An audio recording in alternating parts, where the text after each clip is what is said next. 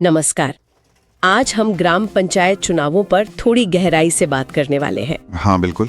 और खास तौर पर ये समझने की कोशिश करेंगे कि भाई एक वोटर, एक मतदाता अपने लिए सही उम्मीदवार कैसे चुने। हमारे पास एक लेख है, सही ग्राम पंचायत उम्मीदवार का चयन। इसके कुछ हिस्से हैं।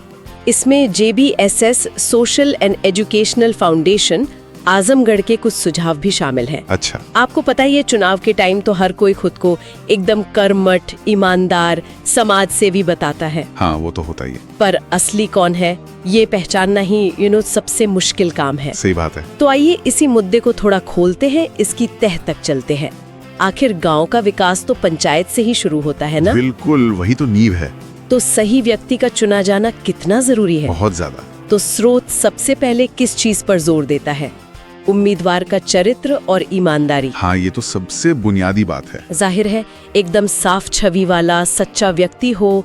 बिल्कुल, तभी तो वो गांव की सही सेवा कर पाएगा ना। हाँ, और जिन पर भ्रष्टाचार के आरोप हो या कोई अपराध का मामला हो या फिर शराबखोरी वगैरह। हाँ, ऐसे लोगों से तो दूरी रहने की सलाह दी गई है, साफ लिखा है। सही।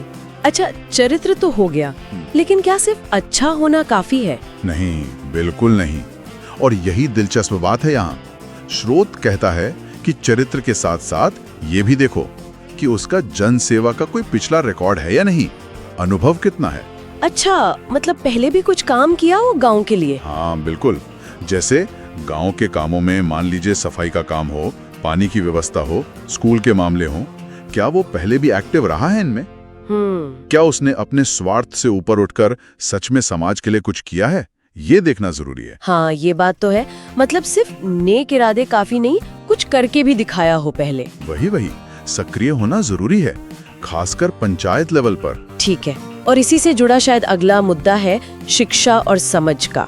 हाँ, स्रोत इस पर भी ध्यान देने को कहता है कि पढ़ा लिखा होना फायदेमंद है। निश्चित रूप से।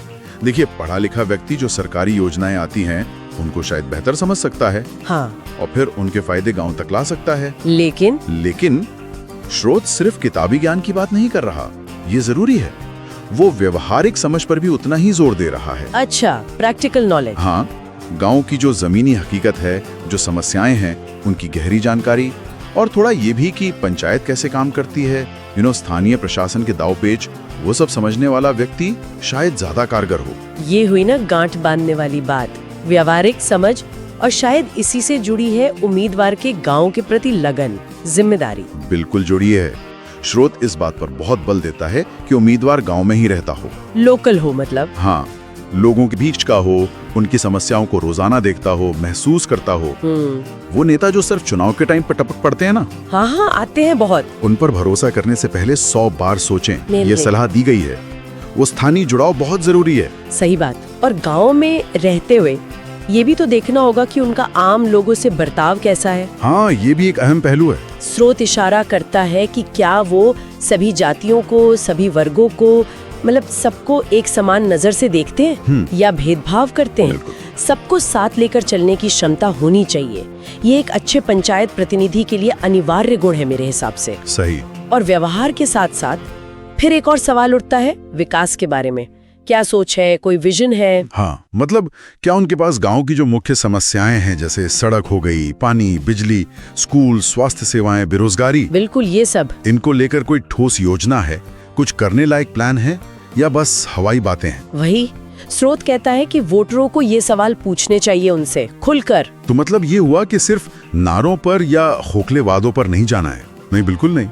उम्मीदवार की ठोस योजना देखनी है। अच्छा, स्रोत एक चेतावनी भी देता है ना, पैसे वगैरह को लेकर। हाँ, और ये बहुत बहुत जरूरी चेतावनी है आज के समय में। क्या है वो?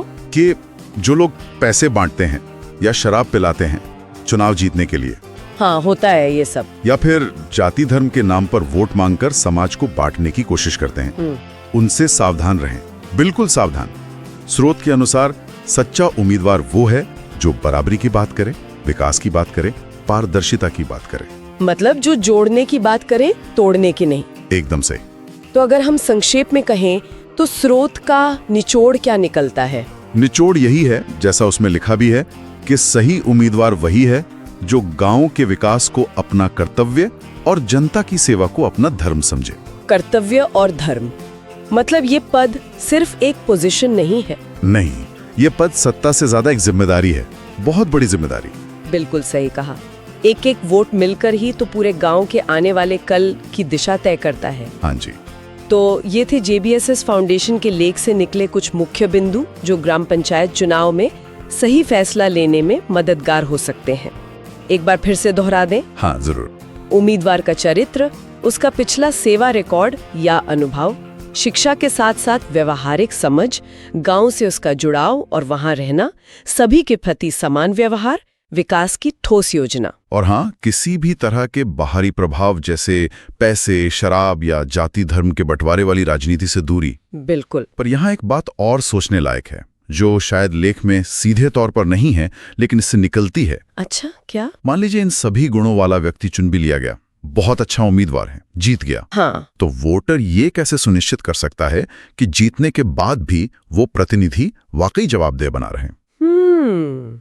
सही सवाल है कि वो अपने वादे पूरे करे, काम करे। ये जवाबदेही कैसे तय हो जी, ये आगे विचार करने का विषय है। बिल्कुल। इस पर शायद हमें अगले किसी एपिसोड में बात करनी चाहिए। हाँ, हो सकता है।